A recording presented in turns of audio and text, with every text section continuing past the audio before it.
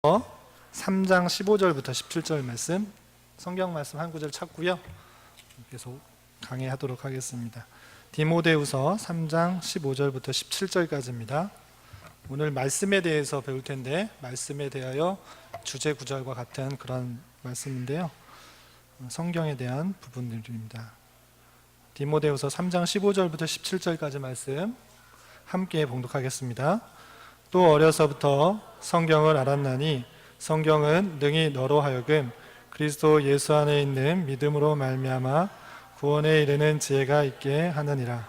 모든 성경은 하나님의 감동으로 된 것으로 교훈과 책망과 바르게 함과 의로 교육하기에 유익하니 이는 하나님의 사람으로 온전하게 하며 모든 선한 일을 행할 능력을 갖추게 하려 함이라.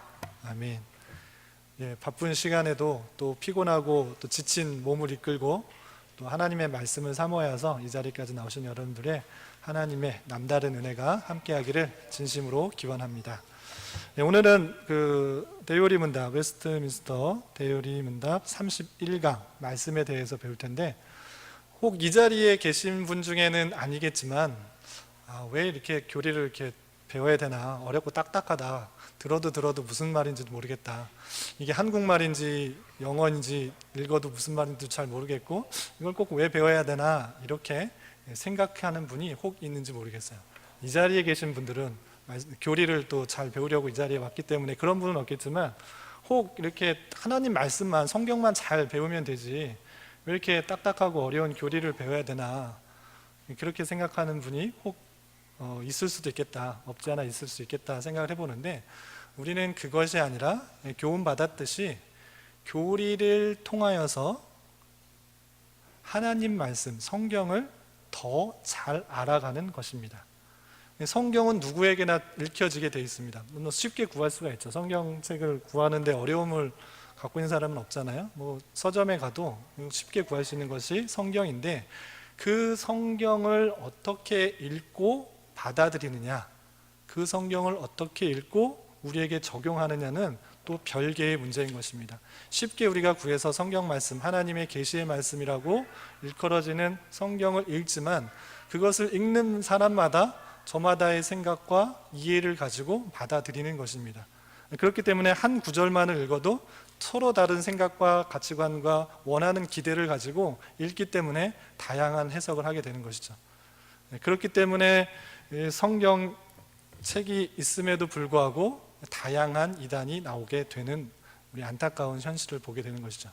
그렇기 때문에 우리에게 계시의 말씀으로 주어진 성경을 제대로 잘 이해하고 적용하기 위해서 교리를 배우는 것이다 라고 할 수 있는 것입니다. 성경 66권을 통째로 다 외우고 있으면, 어디에서 무슨 말씀을 하고 어디서는 무슨 말씀을 하고 있는지를 다 알고 있으면 그 교리를 안 배워도 다 알 수가 있는 것이죠. 그렇지만 우리 인간은 그 모든 것들을 다 외울 수가 없죠. 볼 때마다 새로운 것이 우리의 현실인 것입니다. 그렇기 때문에 신앙의 선배들이 어떤 작업들을 했는가, 이단들이 나오지 않도록 성경을 제대로 이해할 수 있도록 성경 구약 또 신약 전체적으로 나와 있는 내용들의 전체 요약, 체계를 잡아서 정리한 것이 무엇이냐면 교리라고 할 수 있는 것입니다. 그래서 성경의 내용만 배우면 되지, 성경만 알면 되지 왜 교리를 배우나, 이렇게 말할 것이 아니라 성경을 제대로 잘 이해하기 위해서 우리가 교리를 배우는 것이다 라고 이해하시면 됩니다.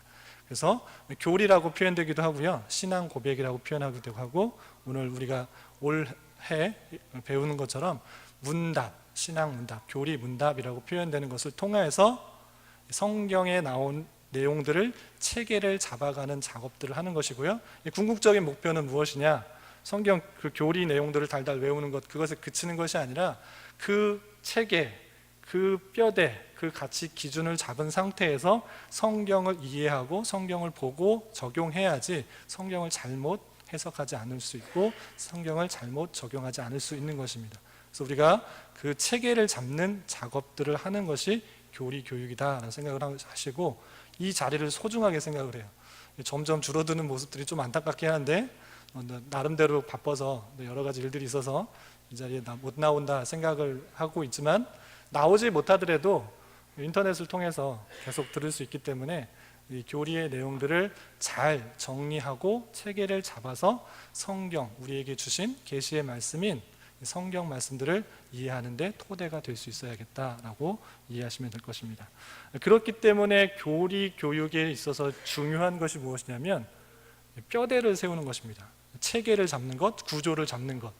이 성경을 잘 정리한 내용들이 교리이기 때문에 교리 내용을 읽을 때 그냥 아무 생각 없이 이 말인가 보다 그렇게 이해하는 방식이 아니고, 교리를 배울 때, 신앙 고백을 배울 때 또는 문답을 배울 때 중요한 것은 무엇이냐면 체계를 잡아야 된다는 것입니다. 이 체계를 잡는 것이 교리를 배우는 것입니다. 그렇기 때문에 우리가 대요리 문답을 지금 100문답 넘게 했는데 체계 없이 그냥 하나하나 그냥 은혜 받았다, 좋았다 이렇게 하고 넘어가면 그 역시 또 성경을 대할 때 체계 없이 그렇게 또 한 자기 마음대로 잘못된 해석을 할 수가 있는 것이죠. 그렇기 때문에 교리 내용들을 배울 때는 체계를 내가 잡아야겠다라는 생각을 가지고 신앙 고백, 교리 내용, 문답 내용들을 배울 수 있는 그런 자세가 있어야 되는 것이죠. 그렇기 때문에 우리가 문답을 할 때 내가 지금 어디에서 무슨 내용을 지금 배우고 있는가, 그 큰 그림 안에, 큰 구조 안에 내가 어디 있는지를 확인하는 작업들, 확인한 상태에서 계속적으로 체계를 쌓아가는 것들이 중요한 것입니다. 그렇다면 웨스트민스터 대요리 문답은 어떤 구조를 가지고 있는가? 우리가 첫 시간에 했어요. 첫 시간 했기 때문에 기억하시는 분들이 많이 있으시겠지만 다시 한번 복습을 하자면, 네 부분으로 이렇게 1강에서 첫 시간에 네 부분을 나눴는데요. 네 부분을 나누기보다는 세 부분으로 나누면 더 좋겠다는 생각이 듭니다. 첫 번째 부분은 어떤 것이냐면 서론입니다. 서론에는 어떤 내용이 있느냐? 사람의 제일 된 목적이 무엇이냐? 그리고 계시와 성경에 대한 내용들이 이 서론에 대해서 나옵니다. 우리에게 주신 말씀, 그 계시가 어떻게 주어지는지, 그리고 그 어떻게 나타나는지, 성경에서 나오는 성경에 대해서 이야기한 것이 1문부터 5문까지가 나오게 되고요. 그리고 6문부터 90문까지는 어떤 내용인가? 그렇다면 그 성경에서 나오는 것을 우리가 무엇을 믿어야 되는가? 어떤 것을 믿어야 되는 것인가를 표현한 것이 웨스트민스터 대요리 문답의 6문부터 90문까지인 것이죠. 그리고 마지막 91문부터 마지막 196문까지는 어떤 내용이 있느냐? 우리가 믿는 것이 무엇인지를 깨달았다. 그렇다면 우리는 어떻게 살아야 되는가? 어떤 요구를 하시는데 그 요구에 따라서 어떻게 살아야 되는 것인가를 표현한 것이 91문부터 마지막 196문까지인 것입니다. 이 구조를 딱 머릿속에 넣지 않으면 내가 지금 왜 이걸 배우고 있는가, 아무 생각 없이 그냥 수요일이니까 갈 데 없으니까 시간이 남으니까 이 자리에 왔다 이렇게 생각하면 전혀 안 되는 것이죠. 말씀의 교리 내용의 중요성을 가지고 또 그 중요성 가운데 이 체계를 잡아가는 훈련들이 이 교리 교육 가운데 있어야 되는 것입니다. 그렇기 때문에 이 세 가지 구조를 반드시 알아둔 상태에서 내가 지금 한 강 한 강 배우는 그런 노력들이 필요한 것이죠. 첫 번째 서론이 1문부터 6문까지인데 1문부터 5문까지인데 하나 총문, 그러니까 사람의 제일 되는 목적이 무엇인가, 그리고 계시와 성경에 대해서 나오는 것입니다.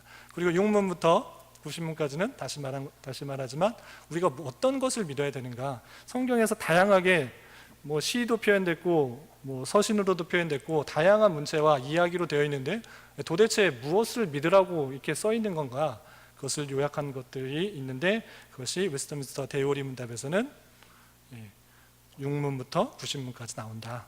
그리고 91문부터 마지막 196문까지는 어떻게 살아야 되는가. 우리가 믿었는데 성경에 여러 가지 믿어야 될 것들을 다 믿었는데 그렇다면 그 믿는 것으로 그냥 그치는 것이 아니라 어떠한 삶을 요구하고 계시는가, 어떤 삶을 살아야 될 것인가가 나오는 것이 이 후반부 마지막 세 번째 구조의 뒷부분이다. 91문부터 196문까지 나오는 것이다 라고 할 수 있는 것입니다. 이런 구조 가운데 우리가 지금 153문부터 156문까지 오늘 배우기 때문에 하나님께서 우리에게 어떠한 삶을 요구하시는가를 배우는 중에 있구나, 이 이야기를 듣고 내가 어떻게 살아야 될 것인가를 성경에서 이렇게 말하고 있구나를 깨달으면 됩니다. 특별히 오늘 주제는 말씀에 대해서, 성경에서 나오고 있는 말씀, 우리가 말씀을 어떻게 받아들여야 되는가를 정리해 놓은 글이다라고 이해하시면 될 것입니다. 그런데 또 구체적으로 우리가 오문을 중심으로 성경에 대해서 나와 있는데 그 오문을 중심으로 구조를 또 한번 나눌 수 있습니다.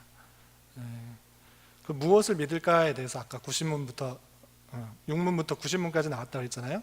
그 무엇을 믿을까도 그냥 통으로 치면, 그냥 하나로 치면 우리가 믿을 것인가, 무엇을 믿을 것인가 너무나 막연할 수 있어요. 성경에 무엇을 믿을 것인가에 대해서 너무나 막연할 수 있잖아요. 너무 범위가 큰 거예요. 그래서 신앙의 선배들은 이 6가지 또는 7가지로 구분을 해놨어요. 그 안에 모든 것들, 우리가 믿어야 될 것들이 다 포함되어 있는 것이에요. 성경에 게시되고 있는 그 7가지 주제 아래 모든 우리가 믿어야 될 것들을 다 포함해 놓은 것입니다. 그게 무엇이냐면 서론, 아까 말한 것처럼 계시와 성경, 계시와 성경에 대한 내용들, 성경에 대해서 우리가 어떻게 믿어야 되는지에 대해서 말씀하고 있는 내용들, 그 서론들은 아까 말한 것처럼 웨스터민스터 대요리 문답 구조에서 처음에서 이렇게 띄워놓은 것이고요. 그 다음부터 나오는 것이 6문부터 처음 시작하는 것이 무엇이냐면 하나님에 대해서 우리가 무엇을 어떻게 믿어야 되는 것인가 나오고 있는 것입니다. 그래서 그냥 쉽게 그냥 주제만 하고 넘어가겠습니다. 여러 번 반복했는데 이 큰 제목들만 알아도, 구조만 알아도 여러분들의 지식들을 체계하는 데 도움이 될 것 같아서 이 제목들만 말하겠습니다. 하나님에 대해서 어떻게 믿어야 되는 것인가 실론이고요. 그리고 사람에 대해서 어떤 말씀을 하고 있는가, 어떻게 사람의 상태에 대해서 이해해야 되는가, 인간론이고요. 그 다음에 이 인간이 어떻게 타락했기 때문에 구원을 받아야 되는데 구원자로 오신 분이 누구인가를 표현한 것이 그리스도입니다. 그리스도에 대해서 무엇을 믿어야 되는가, 기독론이라고 표현되고요. 그 기독론을 통해서 그리스도로 말미암아 어떻게 구원을 받는 것인가, 우리의 구원의 과정은 어떠한 과정 형태를 지내는가, 과정을 거치는가, 서정을 지나는가, 구원론이고요. 그 다음에 구원받은 성도들이 어떠한 모임을 갖게 되는가, 어떠한 삶을 살게 되는가, 이게 교회론입니다. 구원 얻은 성도들이 모여서 어떠한 삶을 살아야 되는가, 어떻게 은혜를 받고 누리고 이 세상을 생각해야 될 것인가, 이게 교회론이고요. 그 다음에 마지막, 이 세상의 종말은 어떻게 올 것인가, 종말론이죠. 이 카테고리 안에서 이 세상 카테고리 안에서 정리된 내용을 바탕으로 이 성경을 읽어야지 한 부분을 읽어도 오류가 되지 않게 읽을 수 있는 것입니다. 구약을 읽으면서, 신약을 읽으면서 다른 말 하는 것 같이 생각된다 그러면 아직 교리의 체계가 잡히지 않았다, 신앙의 체계가 잡히지 않았다 생각하시면 되고요. 이 신구약 내용들을 잘 정리한 내용, 교리를 바탕으로 구약을 읽어도 신약을 읽어도 변하지 않게, 틀리지 않게 우리가 해석하고 적용해야 되는 것입니다. 이렇게 크게 7가지 또는 서론을 빼면 6가지 카테고리, 이 주제 안에 우리가 믿을 것들이 다 포함되어 있는 것이고요. 그것을 믿었다면 어떻게 해야 되는가? 그 믿은 내용을 가지고 우리가 삶을 살아야 되는 것입니다. 어떻게 살아야 될 것인가, 다른 표현으로 말하면 우리 입장에서는 어떻게 살아야 되는가 이렇게 표현될 수가 있고요. 하나님께서 우리에게 어떠한 삶을 요구하시는 것인가를 표현해 주는 것이 그 91문부터 나오게 됩니다. 이런 내용들은 도덕법, 십계명, 은혜의 방편, 주기도문으로 이렇게 구성되어서 설명되고 있고요. 도덕법에 대하여서 나온 것이 우리가 지난 시간까지 배운 겁니다. 우리가 지난주 그리고 지지난주에 걸쳐서 배운 것이 무엇이냐면 하나님께서 우리가 믿을 것들에 대해서 다 알려주셨는데, 그렇다면 우리가 다 그런 것들을 믿은 상태에서 어떠한 삶을 살아가기를 원하시는가, 하나님께서 요구하는 것이 무엇인가를 이렇게 묻는 것입니다. 대요리 문답의 특징은 아시겠지만 다시 한번 말씀드리면, 신앙의 내용들, 성경의 내용들을 신앙의 선조들이 오랜 시간 열심히 많은 학자들이 정리해 놓은 것이 이제 웨스트민스터 신앙 고백서입니다. 아시죠? 그거 배웠죠? 그런데 고백서의 내용을 보시면 아시겠지만 이게 장이 되게 길어요. 1장부터 32장까지 쭉 있는데 장이 절로 막 6절, 7절 이렇게 되어 있기 때문에 그 내용들을 외우기가 너무 힘든 거예요. 잘 정리는 해놨지만 그렇기 때문에 이 신학자들이 어떤 방법을 고안했냐면, 이 장들을 사람들에게 알려줘야 되는데 너무 이렇게 배우기가 힘들고 읽기도 힘들고 그렇기 때문에 가르치기 위해서, 잘 가르치기 위해서 문답식으로 만들면 되겠다. 우리가 그래서 문답식으로 만들 때 주일학교 아이들, 좀 어린 아이들, 지금 유치부 애들이 다 빠졌는데 유치부 아이들 또는 유년부 아이들, 그 아이들에게 쉽게 알려주기 위해서 묻고 답하고의 함을 통해서 이 신앙 고백서의 내용들을 잘 가르치기 위해서 나온 게 요리 문답이에요. 그래서 주일학교 애들을 가르치기 위해서는 소요리 문답, 그리고 성인들 또 목회자들을 위해서 가르치기 위해서 나온 것이 우리가 지금 배우고 있는 대요리 문답인 것이죠. 그렇기 때문에 우리가 대요리 문답을 배운다는 것은 이 웨스트민스터 신앙 고백의 내용들을 쉽게 이해하기 위한 하나의 방편이에요. 그래서 이 내용들을 문답을 하면서 어렵게 생각하면 안 돼요. 문장 자체는 어려워요. 왜냐하면 번역한 거기 때문에. 그 번역이 오류가 나지 않도록 직역에 가깝게 번역하다 보니까 말이 이렇게 매끄럽지 않죠. 의역이 되지 않았기 때문에 매끄럽지 않지만 그 목적은 아주 간단한 거예요. 우리 성인들이 이해하기 쉽게. 그래서 지난주 그리고 지지난주에 배웠던 내용들을 간단하게 문답식으로 요약하면 돼요. 지지난주에 뭘 배웠냐면요, 하나님께서 우리가 다 믿을 것을 다 알려줬는데 그렇다면 하나님께서 요구하는 것이 무엇입니까? 이렇게 물었을 때 그 대답은 길지만 간단하게 요약하면 거예요. 계시된 내용을 통해서 우리에게 순종할 것들을 요구한다. 계시가 있는데 그 계시를 순종하는 것을 요구한다라고 하는 거예요. 하나님께서 무엇을 요구하십니까? 계시에 순종하는 것을 요구하는 것입니다. 그렇다면 순종해야 할 계시는 어디에 표현되어 있습니까? 자연스럽게 묻는 것이죠. 묻고 답하는 것을 통해서 성경의 그 내용들, 신앙 고백서의 내용들을 이해하는 거예요. 그래서 요구하는 것이 무엇입니까? 계시에 순종하는 것입니다. 순종할 계시는 어디에 표현되어 있습니까? 도덕법에 표현되어 있습니다. 그렇다면 도덕법 내용은 무엇입니까? 라고 말하기 전에 한 가지 생각할 것이 있습니다. 그건 뭐냐면 도덕법 그러면 누가 지키는 것입니까? 이렇게 물어볼 수 있는 거죠. 도덕법은 누가 지키는 것입니까? 이렇게 물어볼 때 믿는 사람만 요구되는 것이 아니고 모든 사람에게 요구되는 것입니다 라고 답할 수 있는 것이죠. 묻고 답하면서 이렇게 다 정리를 하는 거예요. 어떻게 모든 사람에게 다 요구를 하십니까? 하나님께서는. 그렇다면 중생되지 않은 자, 믿지 않은 사람들에게 도덕법이 무슨 소용이 있습니까? 이렇게 묻는 것이죠. 그것에 대한 대답은 도덕법, 하나님을 믿지 않는 사람에게 그런 법을 주신 이유는 그 사람들이 그 법을 믿고 죄를 뉘우쳐 회개할 수 있도록, 또는 아직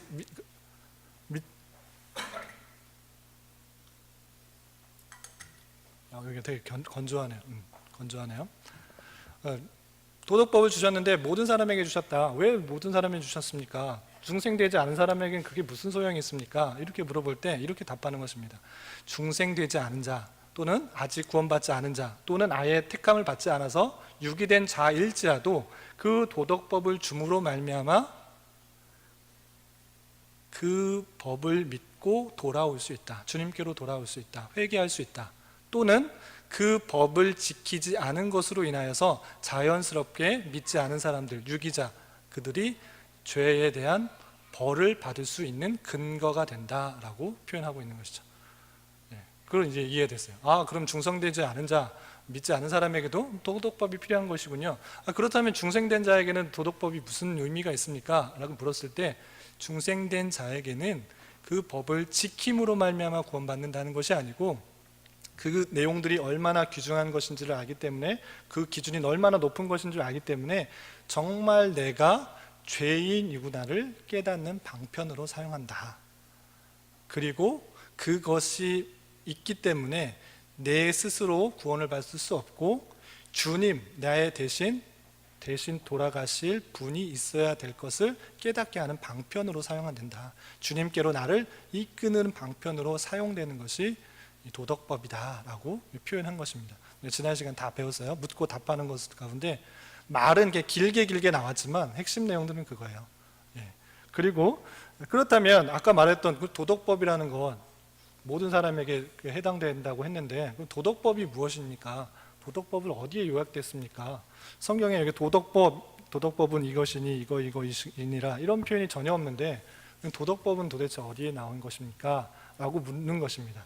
그렇다면 그 대답은 십계명의 그 내용이 잘 정리되어 있다라고 우리가 교훈받았던 것입니다. 이것이 지난 시간 90문부터 101문까지인가요? 그 지난 시간까지 배웠던 내용들입니다. 그래서 그 묻고 답하는 것이 문장은 자체는 어렵지만 여러분들이 이해하실 때는 핵심 내용들만 이해하시면 돼요. 그 문장을 달달 외우려면 문장 자체도 이게 번역된 것이기 때문에 쉽지가 않고요. 그 말하고 있는 핵심 내용들만 뽑아서 알면 원래 그 목적이 그 신앙고백서의 내용들을 잘 이해하기 위함이기 때문에 그 내용들, 흐름들을 잘 이해하고 체계를 잡아가면 될 것입니다. 그래서 지난주까지 이제 십계명에 대해서 서론을 대해서 배운 것입니다. 그런데 이제 십계명에서 이제 하려고 했는데 십계명이 구조에서 보시면 알겠지만 거의 50문 가까이 됩니다. 총 196문 중에 50문 정도 돼 있어서 너무 긴 거예요. 그래서 담임 목사님이 이거 다 하다가는 내년에도 다 못 끝낼 수도 있겠다 그러셔서 그래서 과감하게 이거 반복되는 거니까 예전에도 한번 했으니까 빼셨습니다. 그래서 그 십계명을 통으로 빼고 그 뒷부분부터 은혜의 방편에 대해서 배우게 되는 것입니다.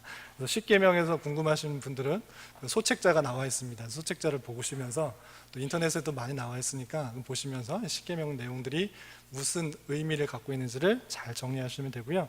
오늘은 그 뒷부분, 십계명 뒷부분에 나오는 153편부터 185편까지는 은혜의 방편에 대해서 배울 텐데 그 은혜의 방편 중에 첫 번째, 은혜의 방편은 세 가지가 있는데 첫 번째 말씀에 대해서 또 강조하는 그런 시간을 갖을 거고요. 다음 시간에도 말씀에 대해서 조금 더 살펴보게 될 것입니다. 그렇다면 이제 본론으로 들어와서 153문부터는 은혜의 방편에 대해서 나오게 되는데요. 제가 질문을 할 테니까 답을 우리 함께 읽어보도록 하겠습니다. 하나님의 법을 위반했기 때문에 우리에게 당연한 그의 진노와 저주를 피하기 위하여 하나님께서 우리에게 요구하는 것은 무엇인가? 하나님의 법을 위반했기 때문에 우리에게 당연한 하나님의 진노와 저주를 피하기 위하여 하나님께서 우리에게 요구하는 것은 하나님께 대한 회개와 우리 주 예수 그리스도에 대한 신앙, 그리고 그리스도께서 그의 중보의 은택들을 우리에게 전달하는 외적인 방편의 부지런한 사용이다. 질문이 이렇게 되어 있습니다. 질문이 앞에를 다 뛰어넘었기 때문에 이해가 안 될 수도 있는데 그래도 어떤 내용이 있을 것이다 짐작이 됩니다. 질문이 이렇게 되어 있습니다. 하나님의 법을 위반했기 때문에 우리에게 당연한 그의 진노와 저주를 피하기 위하여, 앞부분을 보면 하나님의 법을 다 지킬 수 있다라고 되어 있을까요? 아니면 다 지킬 수 없다고 되어 있을까요? 지킬 수 없다. 그렇기 때문에 어떤 벌을 받느냐? 진노와 저주를 받을 것이다 라는 내용들이 앞에 십계명에 대해서 설명하면서 나온 것이죠. 십계명 내용들이 그냥 단순히 10가지 그 문자적인 것이 아니라 그 이면에 있는 내용들, 반대적인 측면으로 생각해야 될 것들한테 너무나 풍성하고 많은 내용들이 담겨 있기 때문에 그 내용들을 다 지킬 수 없다. 그렇기 때문에 진노와 저주를 받게 되는데, 그것을 그냥 진노와 저주를 받게 그만두는 것이 아니라, 그냥 두는 것이 아니라 피할 방도를 우리에게 성경을 통해 알려주셨다. 그것은 무엇인가? 첫 번째, 하나님에 대한 회개. 두 번째, 예수 그리스도에 대한 신앙. 세 번째, 외적인 방편의 부지런한 사용이다 라고 하는 것입니다. 근데 이 내용들을 설명하기 전에 하나님의 법에 대해서 그냥 간단하게 배운 것이지만 정리하고 넘어가도록 하겠습니다. 하나님께서 여러 법들을 주셨는데, 도덕법도 주시고 뭐 여러 가지 법들을 주셨는데 우리가 지키지 못할 것이라면 왜 우리에게 그걸 주셨는가? 율법을 주신 이유가 무엇인가를 생각해야 되는 것입니다. 그래서 율법의 용도가 있는 것입니다. 율법의 용도가 세 가지가 있는데, 배우신 분도 있겠지만 처음 들으신 분들은 잘 기억하시기 바랍니다. 첫 번째 용도는 정죄의 용도, 정죄의 기능인 것입니다. 율법을 통해서 우리가 죄가 있는 사람이구나를 깨닫는 것이죠. 뭐뭐를 해야 되는데 내가 했는가? 내가 하지 못했구나. 나는 죄인이구나를 깨닫는 정죄의 기능을 하는 것입니다. 두 번째 용도는 무엇이냐면 사회 유지의 기능이다 라고 할 수 있습니다. 사회 유지의 기능은 무엇이냐면 죄를 억제하면, 내가 죄인이구나를 깨닫는 것에 그치는 것이 아니라 하나님께서 하지 말라 또는 해라 하라고 했을 때 그것을 지킴으로 말미암아 나의 죄성들은 억제가 되고 그 지키는 법들로 인해서 사회가 유지가 되는 것이죠. 모두 다 지켜서 유지가 되는 것이 아니고요. 지킬 수 있는 것들을 지킴으로 말미암아 사회가 유지가 된다. 그래서 율법의 제2 용도는 사회 유지의 기능이다 라고 하는 것입니다. 그리고 율법의 마지막 강조가 되고 있는 3용도는 무엇이냐면 성화의 기능이다. 율법은 성화의 기능을 한다. 무슨 말이냐면 우리가 다 지킬 수 없지만 하나님께서 주신 율법을 통해서 하나님께서 원하시는 것들을 깨달을 수 있다라는 것입니다. 하나님께서 원하시는 것들이 이런 삶, 이런 것들을 원하시는 삶이구나. 내가 그런 것들을 지킴으로 말미암아 주님의 모습으로, 주님께서 원하시는 모습으로 날마다 성장하고 자라갈 수 있다라는 것입니다. 그래서 율법의 세 번째 용도를 기독교, 개신교에서는 또 개혁주의 안에서는 강조가 되는 것입니다. 칼빈도 많이 강조하고요. 그래서 성화의 기능을 하는 것이 율법이다라고 이해하면 되는 것입니다. 그렇지만 다시 본론으로 돌아와서 하나님의 그런 법들, 율법들을 다 지키지 못함으로 말미암아 우리가 진노와 저주 아래에 있게 되는데 하나님께서 그것을 그대로 두신 것이 아니라 피할 수 있도록 우리에게 어떤 것을 요구했다. 그것이 무엇인가 하면 세 가지로 말했습니다. 첫 번째, 하나님에 대해서 회개하는 것, 회개하고 뉘우치는 것. 내 죄를 발견했으면 회개하고 뉘우치는 것을 요구했고요. 두 번째는 예수님을 온전히 믿는 그런 신앙을 요구했다. 세 번째는 외적인 방편의 부지런한 사용을 요구했다. 외적인 방편의 부지런한 사용이 무엇입니까? 이거 무슨 설명도 안 해주고 이렇게 말합니까? 이것은 바로 뒤에 나오고요. 일단 두 번째, 두 가지만 먼저 살펴보겠습니다. 하나님에 대해서 회개하는 것, 이것을 어떻게 요구했는가? 성경 구절들을 살펴볼 때, 여러 성경 구절들을 살펴볼 때 진노와 저주를 피하기 위해서 하나님께서는 우리에게 회개를 요구하신다라는 것들을 살펴볼 수 있습니다.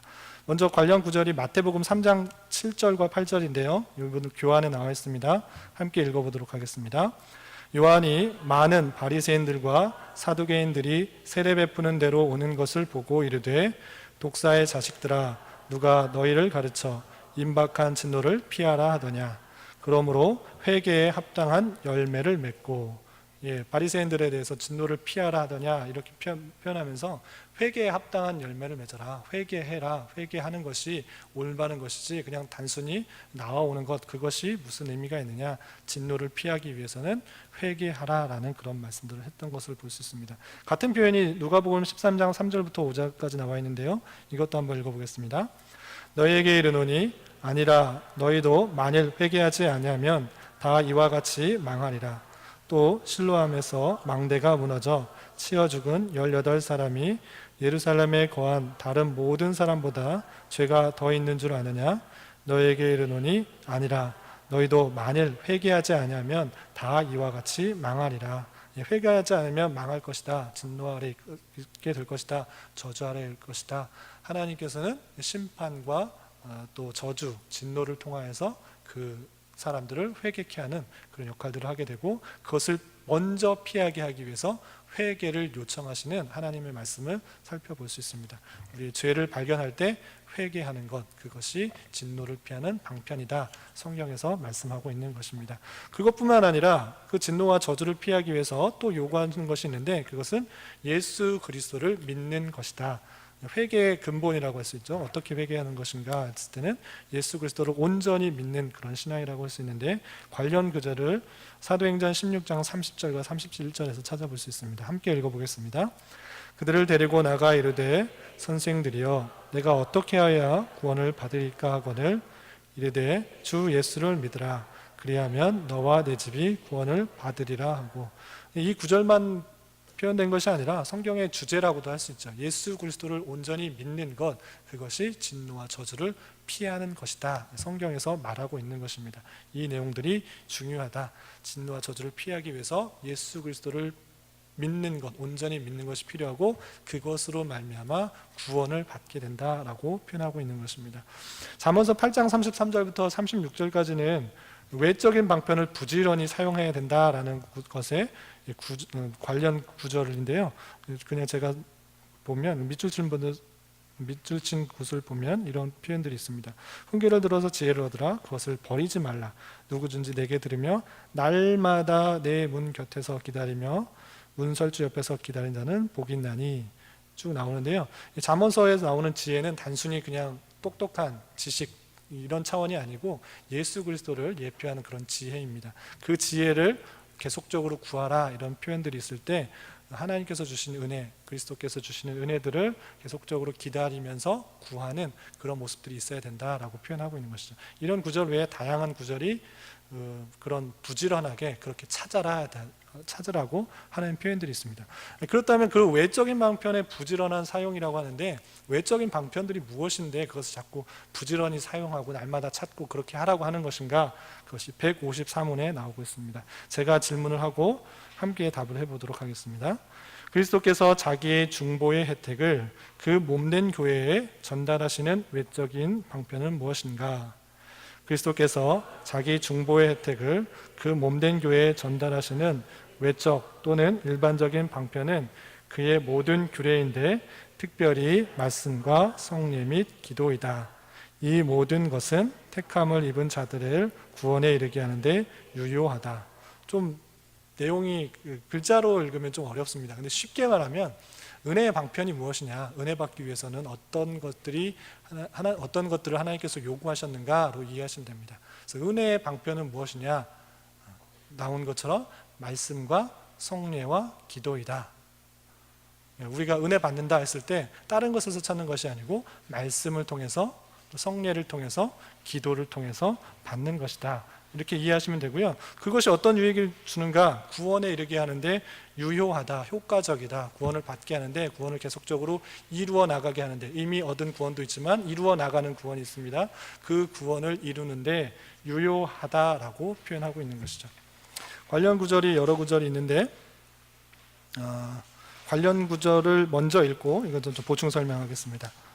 하나님께서 주신 은혜의 방편이 세 가지로 표현되고 있다. 말씀과 성례와 기도인데 어떤 구절들이 있는가? 마태복음 28장 19절부터 20절까지 말씀 함께 봉독하겠습니다. 그러므로 너희는 가서 모든 민족을 제자로 삼아 아버지와 아들과 성령의 이름으로 세례를 베풀고 내가 너에게 분부한 모든 것을 가르쳐 지키게 하라. 볼지어다 내가 세상 끝날까지 너희와 항상 함께 있으리라 하시니라. 아멘. 이 말씀은 너무나 유명한 구절이죠. 예수님께서 승천하시기 전에, 부활하시고 승천하시기 전에 제자들에게 마지막으로 당부하신 그런 지상 명령입니다.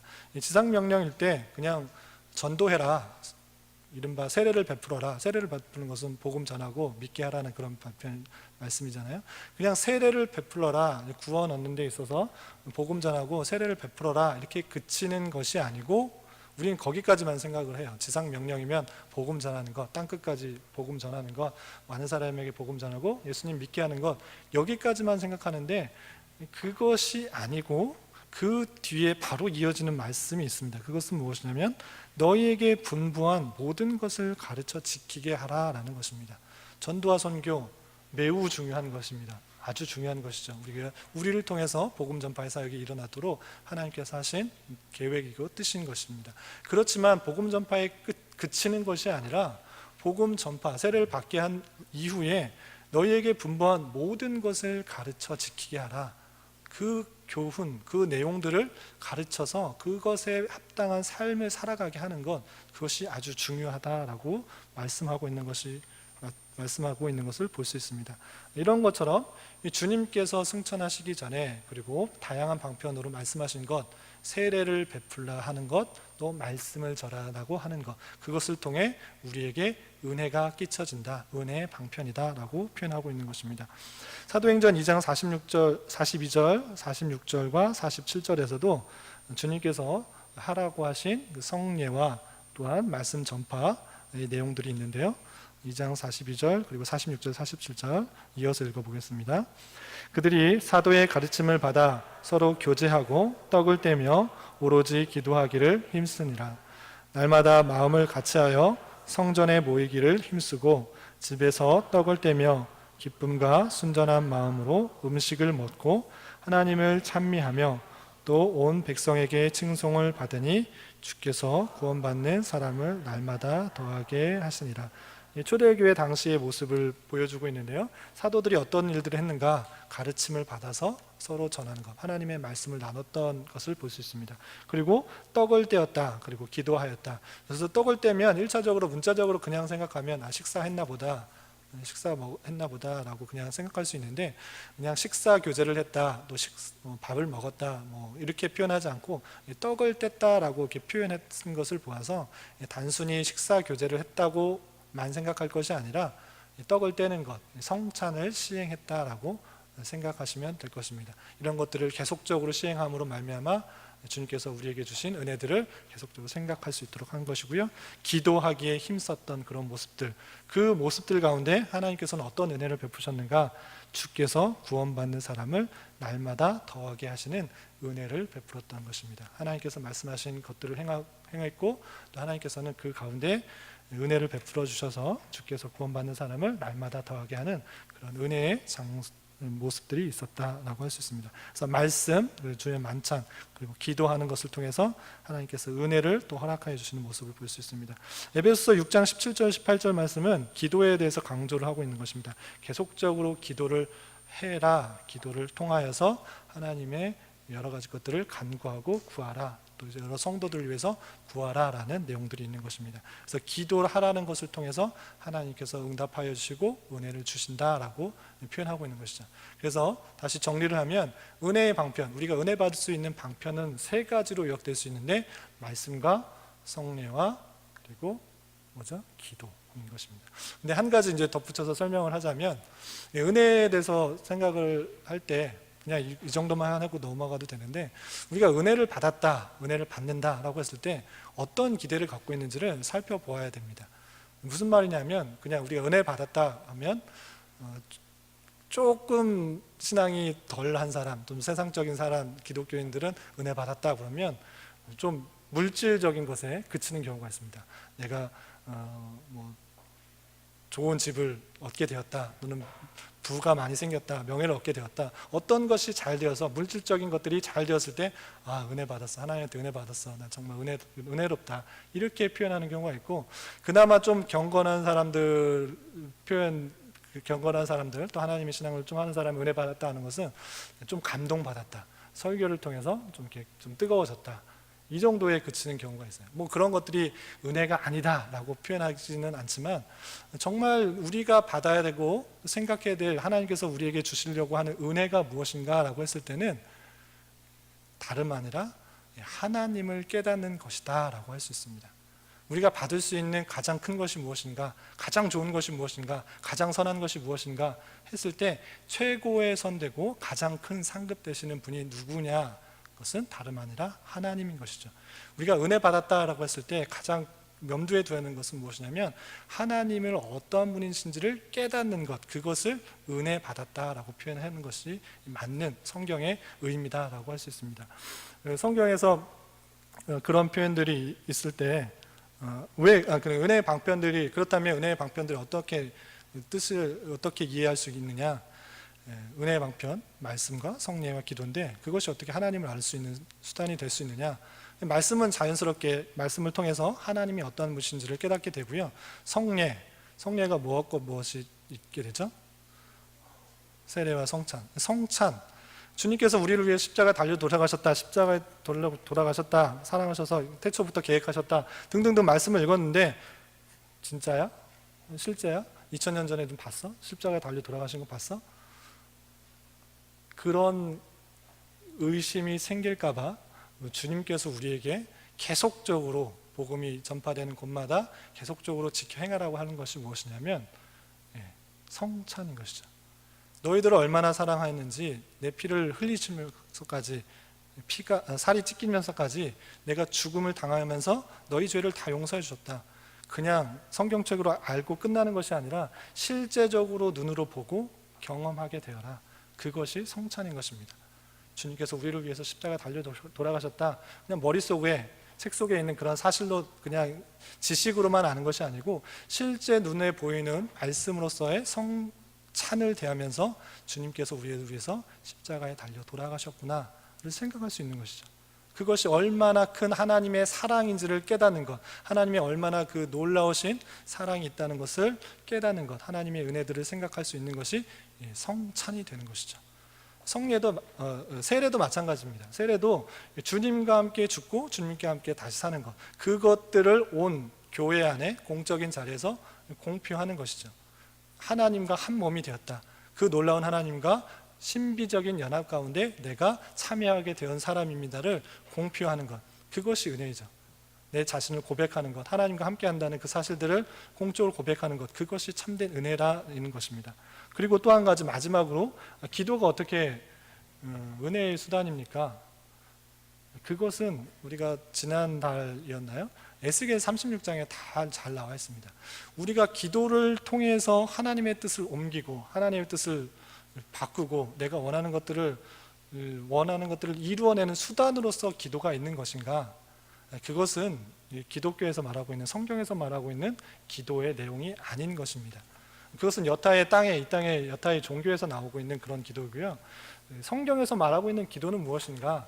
내가 열심히 내 뜻과 내 정성과 어떤 것을 모아서 하나님의 뜻을 바꿔 나가는 그런 모습인가? 그런 것이 아니라 하나님의 뜻이 무엇인지를 깨닫게 하기 위한 방편으로서 기도가 있는 것이죠. 그렇기 때문에 너는 주의 나라와 의를 구하라 라는 것을 통해서 하나님께서 행하실 일들을 깨닫는 방편으로 있는 것입니다. 에스겔서 36장에서 어떤 내용들이 나오냐면 찾아보면 시간이 걸리니까 간단하게 요약하면 그렇습니다. 하나님께서 이스라엘 백성들을 심판하셨어요. 이제 포로로 끌려갈 것이에요. 그런데 그들이 회개하여서 회복시키는 것이 아니라 내가 뜻하였기 때문에, 내가 원하기 때문에 회복시키실 것이다. 구원하셔 다시 예루살렘에 절기의 양떼같이 많아지게 할 것이다. 회복시키실 것이다. 하나님, 내가 말했기 때문에, 내 뜻이기 때문에 이루어질 것이다. 그런데 이스라엘 백성들이 요구하는 것이 있습니다. 그건 무엇이냐면, 그래도 내게 이루도록 구하여야 할지라 라고 표현하고 있는 것이죠. 하나님께서 원하시는 것들인데, 하나님께서 다 계획하시고 하나님 뜻인데, 그래도 내게 구하라, 내게 기도해라, 내게 간구해라. 왜냐? 그래야 내가 너희 하나님이신 줄을 알게 된다라는 것이죠. 그렇기 때문에 기도를 통해서 하나님의 뜻을 바꾸고 하나님의 보좌를 바꾸고 하나님의 계획을 바꾸는 것이 아니라 하나님의 뜻을 발견하는 수단으로서, 하나님의 역사하심을 발견하는 수단으로서 기도가 있다라는 것입니다. 그렇기 때문에 우리 기도가 바뀌어야 되는 것, 조금 변해야 되는 것은 무엇이냐면, 기도를 하고 그치는 것이 아니라 기도 이후에 하나님께서 어떻게 역사하시는지를 볼 수 있는 안목이 있어야 된다는 것입니다. 우리의 신앙에 따라서 우리의 신앙의 연약함, 신앙에 좋은 사람도 있고 옅은 사람이 있어서 여러 가지 것들을 구할 수 있어요. 신앙이 없는 사람한테 하나님의 뜻과 의를만 구해라, 이것은 요구할 수는 없는 것이죠. 하나님의 뜻이 무엇인지도 잘 모르기 때문에 여러 가지 것들을 구할 수는 있지만 그 뜻이 어떻게 이루어지는지는 하나님의 뜻과 계획 가운데 있다는 것을 아는 것이죠. 내 기도가 응답되었다. 정말 하나님께서 신실하게 나의 기도에 응답하여 주셨고 그것을 통해서 하나님을 깨닫게 하는 방편으로 쓰셨다라고 느낄 수 있어야 되는 것이죠. 그렇기 때문에 하나님께서는 기도하게 하시고, 기도할 마음을 주시고, 기도하게 하시고, 그 기도를 통해 하나님의 어떠한 심들을 계속적으로 나타내시는 방편으로 사용한다라고 할 수 있는 것입니다. 그래서 우리의 기도가 단순히 어떤 것을 외치고 끝나는 것이 아니라 하나님께서 그것을 어떻게 응답하여 주시고 나타내시는가를 생각할 수 있어야 되는 것입니다. 간단히 제 간증을 하자면, 저도 이제 초등학교 3학년인가 4학년 때부터 교회당을 다니고 시작했는데, 그때는 잘 몰랐어요. 그냥 지식적으로만 알았어요. 그런데 하나님을 언제 체험하고 경험했는가, 느끼게 되었는가 생각해 보면, 신앙이 어렸을 때 기도를 통해서, 하나님께서 기도하신 것을 통해서 정말 그 기도에 외면치 않으시고 나타나시고 역사해 주시고 응답해 주시는 것을 통해서 단순히 지식적인 하나님이 아니고 나에게 응답하여 주시고 내 아픔을 아시고 내 슬픔을 아시고 내 힘듦을 아시고 깨닫게 해주시고 위로해 주시는 하나님이시구나를 느낄 수 있었던 것이죠. 그렇기 때문에 기도가 단순히 그냥 외치는 내 욕구를, 내 원하는 것들을 단순히 외치는 것에 그치는 것이 아니라 기도를 통해서 하나님을 깨닫는 수단으로, 또 하나님께서 진정으로 원하시는 것 것들이 무엇인지를 말씀을 통해서 깨닫고 그것을 구할 때 하나님께서 어떻게 역사하시는지 응답하여 주시는지를 보면서 하나님을 깨닫는 그런 수단으로서 있는 것이다 라고 할 수 있는 것입니다. 그래서 은혜의 수단, 말씀 당연한 것이고요, 가장 중요한 것이고, 또 성례, 그것을 통해 하나님을 깨달을 수 있고 또 은혜를 받을 수 있고, 또 기도를 통해서 은혜를 받을 수 있다. 이 세 가지를 잘 알고 우리가 은혜를 자주 반복적으로 사용함으로써 우리가 하나님의 은혜를 잘 받을 수 있기를 부탁을 드리겠습니다. 시간이 많이 지났는데 읽고 답하고 끝내야 될 것 같아요. 제가 준비한 내용들을 많이 못했는데 155분 읽어보도록 하겠습니다. 말씀이 어떻게 구원에 유효하게 되는가? 답을 함께 읽겠습니다. 하나님의 영이 말씀을 읽는 것을, 특별히 말씀을 전하는 것을 방편으로 하여 죄인들을 조명하시고 확신시키시고 겸손하게 하시며 그들을 자기 자신들로부터 몰아내어 그리스도께로 가까이 이끄신다. 또 그들로 하여금 그의 형상을 본받게 하시며 그의 뜻에 복종케 하시며 그들을 강건케 하셔서 시험과 부패에 빠지지 않게 하시고 은혜로 세우시고 구원에 이르는 믿음을 통하여 그들의 마음을 거룩함과 위로로 굳게 세우신다. 쉽게 말해서 말씀이 어떻게 우리에게 은혜를 끼칩니까?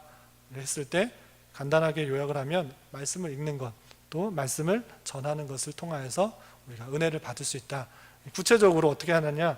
죄인들, 듣는 사람들을 통해서 조명하시고 확신시키시고 겸손하게 하신다. 그래서 그리스도께로 이끄시는 것이다. 다 아시는 내용이지만 정리해 주는 것입니다. 말씀을 읽는 것, 구체적으로 듣는 것을 통하여서 그렇게 된다. 조명하시고 확신하게 하시고 겸손하게 한다. 그리고 그리스도께 가까이 나가게 하시고 그의 형상을 본받게 하시고 복잡케 하신다. 여러 가지 이런 구체적인 내용들이 있는데요. 왜 이렇게 복잡하고 어렵게 나오느냐? 성경에 여러 표현들이 있기 때문입니다. 관련 구절들을 붙이고 더 구체적으로 하기 위해서 이렇게 되어 있는데요. 쉽게 말해서 말씀을 읽고 또 전하는 것을 잘 들음으로 말미암아 우리가 은혜를 받을 수 있다. 그것을 조명하시고 확신케 하시고 또 겸손케 하신다. 이렇게 이해하시면 되겠습니다. 설명한 것들을 많고 구절들이 여러 가지 있는데 넘어가고 156분 마지막으로 하고 마치겠습니다. 제가 문을 읽고 함께 답을 읽어보겠습니다. 하나님의 말씀은 모든 사람이 읽어야 하는가? 비록 누구나 다 공적으로 회중에게 말씀을 봉독하게 허락되어 있지는 않으나 모든 사람들이 각각 홀로 그리고 가족들과 함께 읽어야 할 의무가 있다. 이 목적을 위해 성경이 언어에서 각 나라의 백성의 방언으로 번역되어 있다. 모든 사람이 읽어야 되는가? 당연히 모든 사람이 읽어야 되지 않는가라고 생각할 수 있는데 한 가지 조건이 있습니다. 첫 번째 조건, 제한을 달아놨는데요. 그건 뭐냐면 누구나 다 공적으로 회중에게 말씀을 봉독하게 허락되어 있지는 않다.